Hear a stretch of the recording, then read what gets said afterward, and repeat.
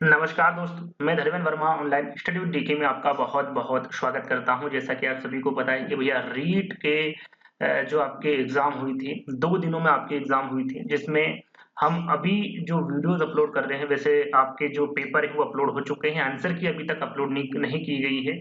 आयोग द्वारा कहा गया है कि लगभग 25 तारीख तक, है ना? आपकी जो आंसर की है वो भी जारी कर दी जाएगी। उससे पहले हम यहाँ पर आपको आंसर बताएँगे। हमने अभी तक आपको पर्यावरण, हिंदी, संस्कृत और भी जो अन्य सब्जेक्ट हैं उनके वीडियोज़ अपलोड कर दिए। यदि उनको नहीं देखा है तो उनको भी देख लीजिएगा। यहाँ पर मैं बाल विकास के आपको 30 प्रश्नों के आंसर बताऊँगा। इन 30 प्रश्नों में आपके कितने आंसर सही निकल रहे हैं, कमेंट के माध्यम से ज़रूर बताइएगा। तो यहाँ पर जो सेट है वो ये ए है। बहुत सारे बच्चे का कमेंट्स आ रहा था बी वाला बता दो, सी वाला, डी वाला, है ना? देखिए मैं आपको बता दूँ कि प्रश्न एक जैसे ही होते हैं, क्रमांक ऊपर-नीचे हो जाते हैं। तो एक कॉपी ले लीजिएगा, आंसर लिख लीजिएगा, फिर जो अपना सेट है उससे ऊपर-नीचे करके अलग से एक पन्ने में उन आंसर को लिख लीजिएगा और फिर मिलान कर लीजिएगा, है ना? थोड़ा-सा यहाँ पर अलग-अलग हम यहाँ पर यदि आपके जो कोड सीरीज़ है यानी कि ए सेट, ऐसे बी सेट, सी सेट, डी सेट बताने लग गए तो फिर बात मेरे हिसाब से वो सही नहीं रहेगी, है ना? तो ये ए सेट है और ए सेट के माध्यम से आप बी, सी और डी तीनों जो आपके पेपर है उनको आप मिला सकते हैं। तो 30 प्रश्न आपको मिलेंगे और बाल विकास के मिलेंगे। तो शुरुआत करते हैं। देखिए किस प्रकार के प्रश्न आज पूछे गए थे और मैंने जहाँ तक अभी तक पेपर का एनालिसिस किया, देखा है काफ़ी अच्छे प्रश्न पूछे गए थे, काफ़ी अच्छा प्रश्न था रीट का। ये शिफ्ट फर्स्ट का ही मैं आपको बता दूँ, क्लियर कर दूँ, है ना? तो बाल विकास के प्रश्न की शुरुआत यहाँ से होती है। देखिए पहला प्रश्न आपसे पूछा गया था कि हल के प्रभावी प्रतिक्रिया संभाव्यता सूत्र में प्रतिक्रिया निषेध का प्रतीक क्या है? यहाँ पर सीधा-सीधा जो प्रतिक्रिया निषेध है, इसका प्रतीक पूछा गया है, क्या होगा? एसआरएच होगा, डी है, बी है या फिर एलआर है? तो देखिए प्रतिक्रिया निषेध का प्रतीक जो माना गया है, वो हल के प्रभावी प्रतिक्रिया संभाव्यता सूत्र में, तो ये एलआर माना गया। क्या एलआर है ना? तो डी वाला विकल्प आपका करेक्ट होगा। दूसरा प्रश्न आपसे पूछा गया था कि भैया गार्डनर के अनुसार बहुबुद्धि सिद्धांत को विद्यालयों में किस प्रकार लागू करना चाहिए? केवल भाषाई और तार्किक गणितीय बुद्धिमत्ता पर ध्यान करके, जैसे कि हमने पहले भी वीडियोस काफी बनाए थे। रीड हर एक टॉपिक आपको करवाया गया था, जिसमें मैंने आपको बताया था जहां पर केवल आ जाए वो प्रश्न हमेशा गलत रहेगा। यदि पॉजिटिव प्रश्न पूछा गया यानी कि पॉजिटिव पूछा गया तो ये आपका हमेशा गलत रहेगा। नेगेटिव में पूछा गया तो ये आपका सही रहेगा। पॉजिटिव में प्रश्न पूछा गया, पॉजिटिव का मतलब ये है कि यहाँ पर नहीं नहीं लिखा गया है, यानी कि लागू करना नहीं चाहिए, इस प्रकार से प्रश्न आता है तो नेगेटिव में चला जाता है, नहीं आता तो पॉजिटिव में चला जाता है। ये मुझे लगता है आपको सभी को पता होगा। तो यहाँ पर देखिए पहला वाला विकल्प है, ये तो गलत हो गया, पढ़ने की आवश्यकता नहीं है। शिक्षकों को कला, संगीत और भूमिका अभिनय जैसे विविध तरीकों का उपयोग करके पाठ पढ़ाने के लिए प्रशिक्षित करके, बिल्कुल आपका जो बी वाला विकल्प होगा ये आपका क्या होगा? करेक्ट होगा, है ना? तो बी वाला करेक्ट होगा। तीसरा वाला प्रश्न पूछा गया था आपसे कि किसी अन्य के व्यवहार या व्यक्तित्व लक्षणों को स्वयं द्वारा अपनाने को क्या कहते हैं? उत्तराधिकरण कहते हैं, पहचान कहते हैं, प्रक्षेपण कहते हैं या फिर क्षतिपूर्ति कहते हैं। यहाँ पर देखिए व्यवहार या देखिए अन्य के व्यवहार या व्यक्तित्व लक्षणों को स्वयं द्वारा अपनाने को क्या कहा जाता है? ये पूछा गया तो उसे पहचान कहा जाता है। क्या कहा जाता है? पहचान कहा जाता है। अगला प्रश्न आपसे पूछा गया था, थोड़ा सा बड़ा कर लेता हूं मैं, आप मुझे लगता है दिखाई नहीं दे रहा होगा आपको, है ना? ये मैंने आप कर लिया बड़ा, है ना? तो चौथा प्रश्न आपसे पूछा गया था कि क्रियात्मक अनुसंधान की मुख्य विशेषता क्या है? क्रियात्मक अनुसंधान की मुख्य विशेषता पूछी गई थी। यहाँ एक गतिशील प्रक्रिया है, यहाँ एक सैद्धांतिक प्रक्रिया है, यहाँ समस्या समाधान दृष्टिकोण से बचता है, यहाँ केवल स्व मूल्यांकन पर निर्भर करता है। तो याद रखिएगा जो क्रियात्मक अनुसंधान है ये क्या है? एक गतिशील प्रक्रिया होती है। पहला वाला विकल्प आपका करेक्ट होगा। पांचवा प्रश्न आपसे पूछा गया था, पढ़े गए पाठ को समझने या फिर याद करने में कठिनाई का संकेत क्या है? पुस्तक का शीर्षक भूल जाना होता है, पढ़े गए पाठ से मूल तथ्यों को याद रखने में असमर्थता होती है, उच्च प्रवाह के साथ पढ़ना लेकिन कम समझने या फिर अत्यधिक नोट्स बनाना।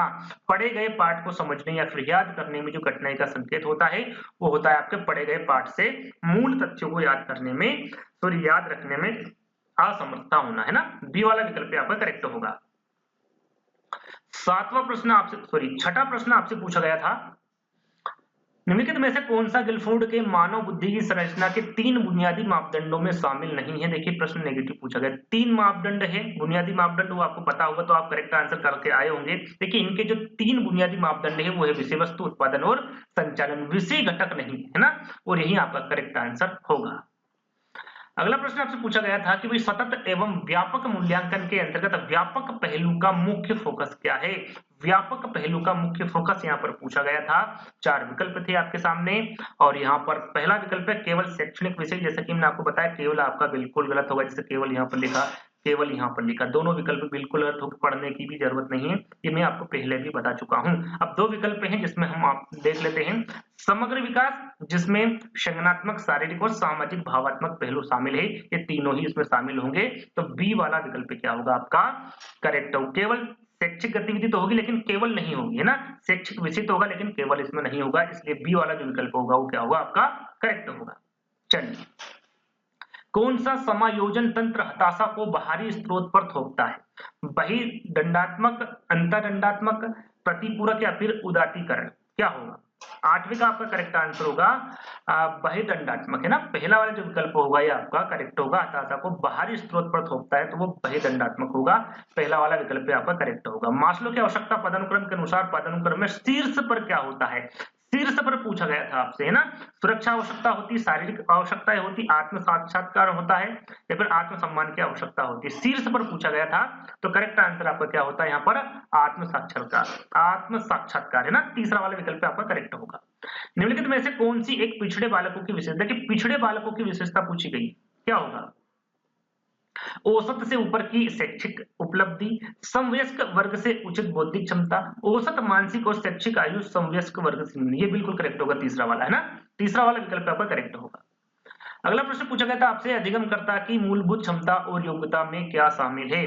विषय पर पूर्ण अधिकार, तत्परता और इच्छा शक्ति, शिक्षार्थी की अंतर्निहित क्षमताएं और कौशल या फिर शिक्षक के साथ समायोजन। तो 11वीं का आपका करेक्ट आंसर होगा शिक्षार्थी की अंतर्निहित क्षमताएं और कौशल, तीसरा वाला विकल्प आपका करेक्ट होगा। अगला प्रश्न है, अभिप्रेरणा के व्यवहारवादी अधिगम सिद्धांत के अनुसार व्यवहार को आकार देने वाला प्रमुख कारक कौन सा है? यहाँ पर प्रमुख कारक पूछा गया है, प्रवृत्तियां, सामाजिक अंतर, क्रिया, पुनर्बलन या फिर संज्ञानात्मक कौशल।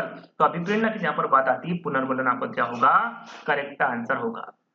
अगला प्रश्न है, व्यक्तित्व की संकल्पना में निम्नलिखित में से कौन सा सम्मिलित नहीं है? देखिए नेगेटिव प्रश्न पूछा गया, मनो शारीरिक तंत्र, गत्यात्मक संगठन, वातावरण में अपूर्व समायोजन का निर्धारण या फिर स्थिर संगठन, क्या होगा 13वें का आंसर? तो 13वें का आंसर होगा आपका स्थिर संगठन नहीं होगा, सम्मिलित, डी वाला विकल्प आपका करेक्ट होगा। अगला प्रश्न पूछा गया था भैया आपसे कि अलाभान्वित बच्चों के लिए मुख्य भावात्मक चुनौती क्या है? हीनता ग्रंथि वो नकारात्मकता, अति आत्मविश्वास, अत्यधिक सक्रियता या फिर दूरदर्शिता, करेक्ट आंसर क्या होगा? तो यहाँ पर आपका करेक्ट आंसर होगा भैया हीनता ग्रंथि वो नकारात्मकता, पहला वाला विकल्प आपका क्या होगा करेक्ट होगा। बर्ट के अनुसार शैक्षिक लब्धि, देखिए यहाँ पर ईक्यू की गणना का सूत्र पूछा गया, शैक्षिक लब्धि का सूत्र पूछा गया है, उसके बारे में काफी बार आपको बता चुका हूं भैया, EA भागित CA इंटू 100, है ना, ये क्या होता है भैया शैक्षिक लब्धि का सूत्र होता है, जो कि हम पहले भी इसके बारे में चर्चा कर चुके थे। तो बी वाला विकल्प आपका करेक्ट होगा। पूर्व सक्रियात्मक अवस्था के दौरान कौन सी क्षमता विकसित होती है? तार्किक तर्क, प्रतिकारात्मक सोच, मूर्त चिंतन या फिर काल्पनिक सोच, क्या होगा? करेक्ट आंसर होगा आपका प्रतिकारात्मक सोच, है ना, बी वाला विकल्प आपका करेक्ट होगा। RTE अधिनियम छात्रों के सीखने के मूल्यांकन के लिए शिक्षकों की जिम्मेदारियों के बारे में क्या कहता है? क्या कहता है भैया? 4 विकल्प हैं आपके सामने, यहाँ पर 4 विकल्प में से मैं सिर्फ और सिर्फ आपको आंसर बता देता हूँ। इसका सही आंसर होगा प्रत्येक बच्चे की सीखने की क्षमता का मूल्यांकन करे और आवश्यकता के अनुसार अतिरिक्त निर्देश दे, है ना, पहला वाला विकल्प आपका करेक्ट होगा। 18वां प्रश्न, निम्नलिखित में से कौन सी एक व्यक्तित्व मापन के प्रक्षेपण परीक्षण की विधि नहीं है? एक वीडियो हमने आपको बनाया था व्यक्तित्व मापन से जितनी भी विधियां हैं उसका एक ट्रिक आपको बताई थी, यदि वो ट्रिक यदि आप याद करके गए होंगे तो ये प्रश्न आपने गलत नहीं किया होगा, एक ट्रिक हमने बनाई थी, है ना। इसमें प्रक्षेपण परीक्षण की विधि कौन सी नहीं है इसके बारे में पूछा गया था। शब्द साहचर्य परीक्षण है, विषय आत्मबोधन परीक्षण है, वाक्य पूर्ति परीक्षण है, लेकिन रेटिंग मापनी नहीं है, तीसरा वाला विकल्प आपका करेक्ट होगा। विकास के सिद्धांत के अनुसार मस्ताधोमुखी विकास का अर्थ है, यहाँ पर देखिए यदि प्रश्न आप पढ़ेंगे तो आपका आंसर समझ में आ जाएगा। मस्ताधोमुखी विकास, विकास शरीर के निचले हिस्से से सिर की ओर बढ़ता है, नहीं बढ़ता है। विकास सिर से शुरू होता है और पैरों की ओर बढ़ता है। विकास अंगों से शुरू होता है और अंदर की ओर बढ़ता है, या फिर विकास का कोई विशिष्ट दिशा क्रम नहीं होता है। क्या है करेक्ट आंसर? करेक्ट आंसर है देखिए मस्तकाधोमुखी, मस्तक यानी कि सिर, विकास जो होता है वो सिर से शुरू होता है और पैरों की ओर बढ़ता है। तो प्रश्न में ही आपका आंसर छुपा हुआ था, इससे भी आप इसका जो आंसर है वो लगा सकते थे। बी वाला विकल्प आपका करेक्ट होगा। अगला प्रश्न है आपका, एनसीएफ 2005 के अनुसार बाल केंद्रित शिक्षण का मुख्य फोकस क्या है? यहाँ पर देखिए मुख्य फोकस पूछा गया है, क्या होगा? पाठ्य सामग्री, पाठ्य पुस्तक की सामग्री को याद करना, बच्चों के अनुभवों, आवाजों और सक्रिय भागीदारी को महत्व देना। बिल्कुल बी वाला विकल्प क्या होगा आपका करेक्ट होगा। अगला प्रश्न पूछा गया था, एडीएचडी वाले जो छात्र होते हैं उनको सीखने में मदद के लिए कौन सा शिक्षण तरीका सुझाया गया है? एक प्रकार का ये विकार होता है, इसमें केवल मौखिक निर्देशों का उपयोग करना, लंबे असाइनमेंट देना, किसी भी दृश्य सामग्री के उपयोग से बचना, या फिर बहुत सारी तस्वीरों और दृश्य संकेतों का उपयोग करना। तो आपका करेक्ट आंसर क्या होगा भैया? बहुत सारी तस्वीरों और दृश्य संकेतों का उपयोग करना। डी वाला विकल्प आपका करेक्ट होगा। अगला प्रश्न आपसे पूछा गया था भैया, यहाँ पर बंडूरा लिखा हुआ, बंडूरा ने दूसरों की व्यवहार का अवलोकन करके सीखने को क्या नाम दिया है? क्या नाम दिया भैया? उन्होंने प्रत्यक्ष अधिगम, अनुभवजन्य अधिगम, स्थानापन्न अधिगम या फिर संज्ञानात्मक अधिगम। तो इनके द्वारा दिया गया है स्थानापन्न अधिगम। तीसरा वाला जो विकल्प होगा ये आपका बिल्कुल करेक्ट आंसर होगा। अगला प्रश्न, जेम्स ड्रेवर के अनुसार परिणामवादी कल्पना को किस प्रकार की कल्पना में वर्गीकृत किया गया है? व्यवहारिक और सैद्धांतिक, सौंदर्यात्मक और अनोखी, कलात्मक और सृजनात्मक या फिर संरचनात्मक और सृजनात्मक। करेक्ट आंसर क्या होगा? देखिए इसका करेक्ट आंसर होगा व्यवहारिक और सैद्धांतिक, है ना, पहला वाला विकल्प आपका करेक्ट होगा। अगला प्रश्न है, आनुवंशिकता और पर्यावरण का संबंध का वर्णन करने के लिए कौन सा गणितीय मॉडल उपयोग किया जाता है? जोड़, घटाव, भाग या फिर गुणा? कौन सा किया जाता है भैया? आनुवंशिकता, इसमें जोड़, घटाव, भाग या गुणा, चार विकल्प मैं आपको बता चुका हूं। इसका सही आंसर क्या होगा भैया? इसका सही आंसर होगा आपका गुणा। किस प्रकार से हम इसका जो मॉडल निकालते हैं, गणितीय मॉडल, किस प्रकार से निकालते हैं? आनुवंशिकी इंटू पर्यावरण बराबर विकास, है ना। तो क्या लगा बीच में? इंटू यानी कि गुणा। तो डी वाला विकल्प आपका क्या होगा? करेक्ट होगा।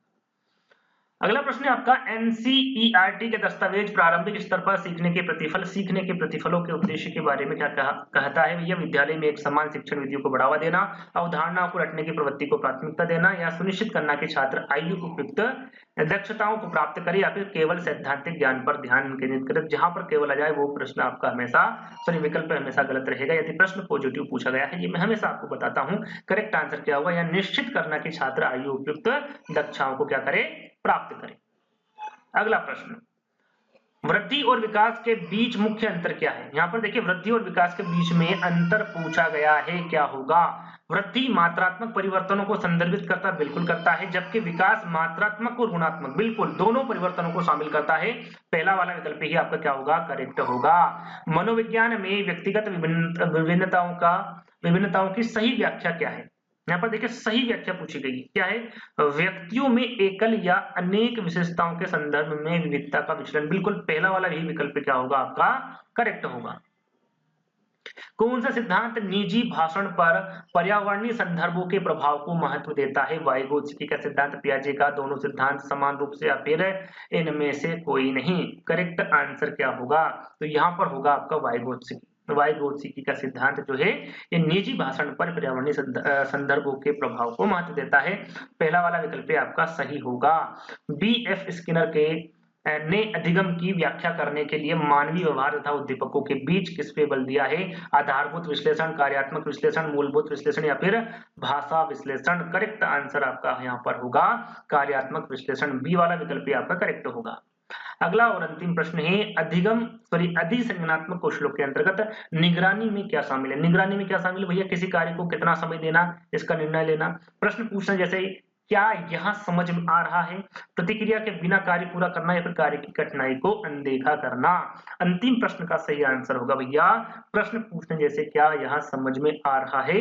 बी वाला जो विकल्प होगा ये आपका करेक्ट होगा। तो बाल विकास के जो 30 प्रश्न हैं वो यहीं पर समाप्त होते हैं। वीडियो आपको कैसा लगा? 30 प्रश्नों में आपको कितने नंबर आ रहे हैं कमेंट्स के माध्यम से जरूर बताइएगा। जिन बच्चों का एग्जाम था रीट का, शिफ्ट फर्स्ट का, उनको भी ये वीडियो शेयर कर दीजिएगा। तो जल्द ही दोस्तों एक नई वीडियो के साथ मिलेंगे, जब तक के लिए धन्यवाद।